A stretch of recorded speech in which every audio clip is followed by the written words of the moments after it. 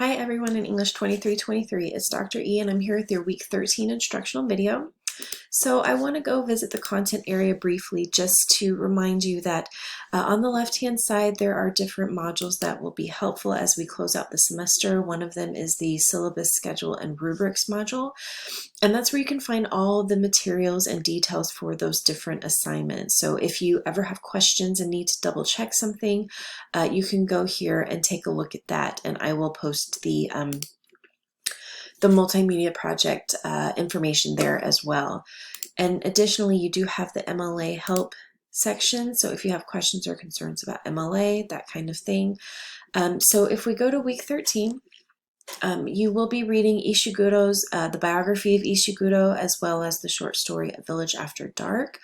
So take some time with that text. Let me pause for I don't believe the quiz is posted yet, but I will make sure that that is posted by Monday. I'll double check that. I'm not all there right now. You'll complete your multimedia project plan, and that's something that's going to be due on Thursday in the assignments area. You have a participation quiz that I just mentioned. And you need to start working on your writing collection revisions. This is kind of a lighter week for us, so maybe take some of that time that you would have spent in our class with a more intense week and put it towards starting those revisions. You don't necessarily have to wait for my feedback to start revising that work. You going back in with fresh eyes and looking over those guidelines again can be very helpful. So start that process, add in those abstract paragraphs, the works cited, that kind of thing, and I will continue to work on getting that feedback to you. Okay, so if you scroll down, some things to review here that will be helpful: the project video, the guidelines, and then thinking ahead to the writing collection guidelines, and there are videos for both of those. If we go to the multimedia project plan folder, I do have some details here that I want you to take some time to read through, and these are just things that, try to avoid. These are things that I've seen in the past, and it seems that no matter how I word the instructions or point things out, I still have quite a few students who fall into these kinds of traps, so I'm trying to help avoid that. But the project plan is something that is essentially me asking you to, I know this sounds obvious, but create a plan. Hold on one second. My apologies. So the plan is you taking some time to kind of think through what you would like to do, start doing a little bit of the writing and getting that out of the way. In the past, when I've done some form of this kind of project, there have been students who I didn't ask for a plan, and they submitted a project that didn't meet the guidelines. And so that drastically affects their grade because it's a pretty large grade. So this plan is a way for you to get your ideas out, make a plan, but also get any feedback from me that might require a little bit of redirecting or steering. That doesn't often happen, but it's something just to help us get that ball rolling, I think. So I'm going to pull up. When you click on this, well, let me make sure the link didn't work previously. Let me make sure that it's working now. Okay, this is what the plan looks like.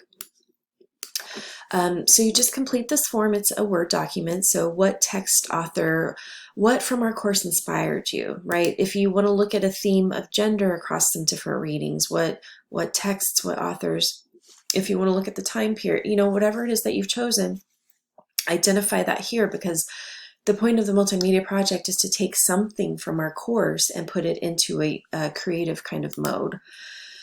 Note your answers to this question and to the next one, and the next one essentially will be the basis for your first paragraph of the 3 that are required. So this one is describe your project. How will you analyze this text or idea? And I mean, in what form of media? This is where some students go wrong, because they'll tell me, oh, I really wanted to write about Tennyson's poem because, I loved the poem, I loved this and that, but they don't ultimately tell me, are you doing a PowerPoint? Are you creating a short story? Are you painting something?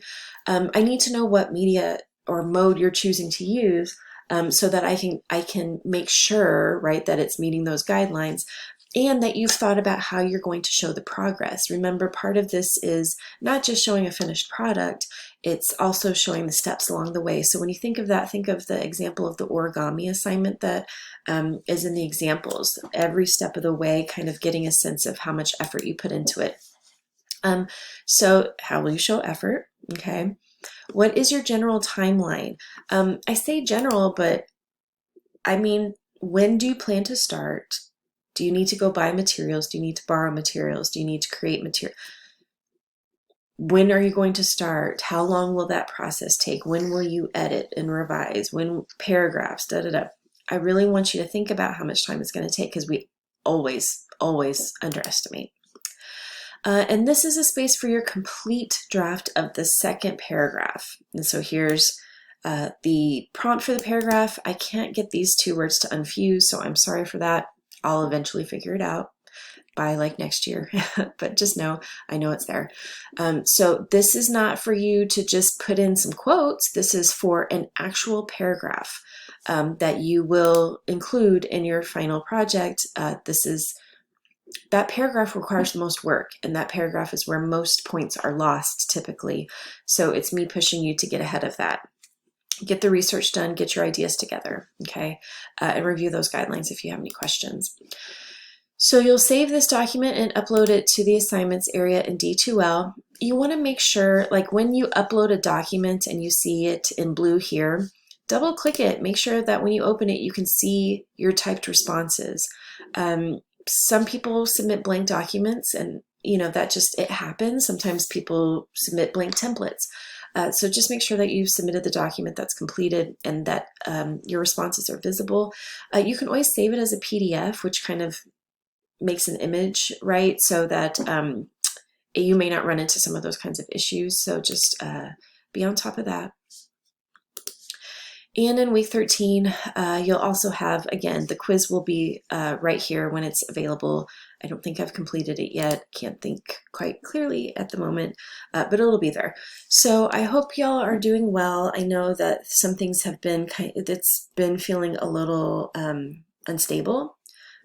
Is that the right word?